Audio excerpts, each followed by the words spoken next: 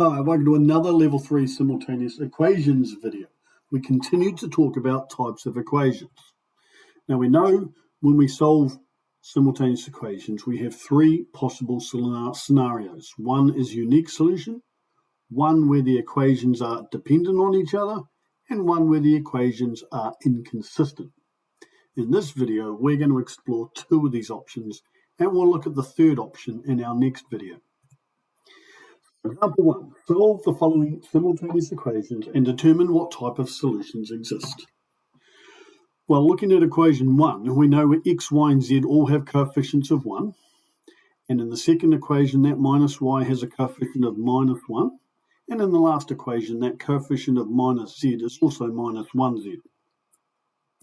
I'm going to grab my graphics calculator and I'm going to punch these in.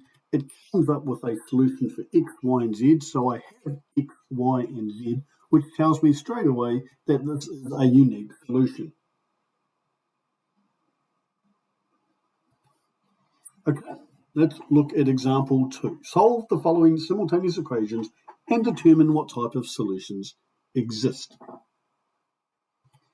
Well, I grab my graphics calculator and try and punch these in, and it comes up with a MAR error, which tells me it's a mathematics error, which tells me I cannot solve these equations. So it's either going to be inconsistent and have no solutions, or it's going to be dependent equations and have an infinite amount of solutions.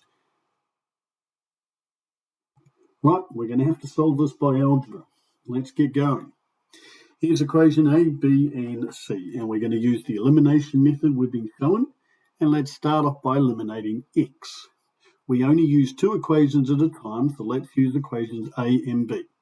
If I took equation A and multiplied everything by 2 to get the same coefficient as equation B, I would get 2x plus 2y plus 2z equal to 2.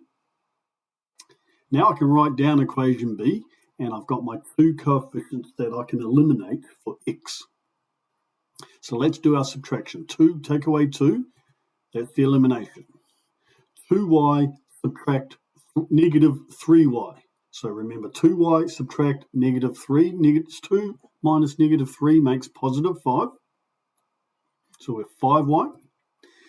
2z subtract 4z is minus 2z. And 2 subtract 6 is negative 4. All right, we're going to call this equation D, and we'll just pop them down the side here and go back to our three equations and pick two more. So this time I'm going to pick equations A and C, and I can see if I multiply everything in equation A by 3, that'll give me the same coefficient as equation C, ready for elimination. So I'm going to get 3x plus 3y plus 3z equal to 3. And if I copy down equation C underneath, I'm ready to do my elimination. So 3x subtract 3x, that eliminates. Now I've got 3y subtract negative 2y. Again, be careful with your integers. 3y subtract negative 2y. The two negatives make a positive, so that becomes plus 5y.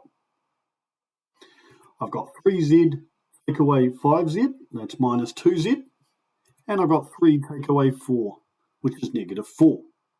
So that will become equation E, and I can pop equation E down here, ready for my next stage of working. Right, well now I've eliminated X and got equations D and E, I'm ready to move on, and I'm ready to eliminate Y. I can see already that my Y coefficients both have 5, and they're ready for elimination straight away by subtracting. But when I go and do my subtracting, I can see that both equations are exactly the same. And when I subtract, everything cancels out. 5y minus 5y, nothing. And so everything cancels out to 0 equal to 0. This is the proof I need. This is the proof I need to prove that these equations are dependent. One of these equations is dependent on another or both other equations. When you get 0 equal to 0 at some stage in your working, you can stop your working and say the equations are dependent.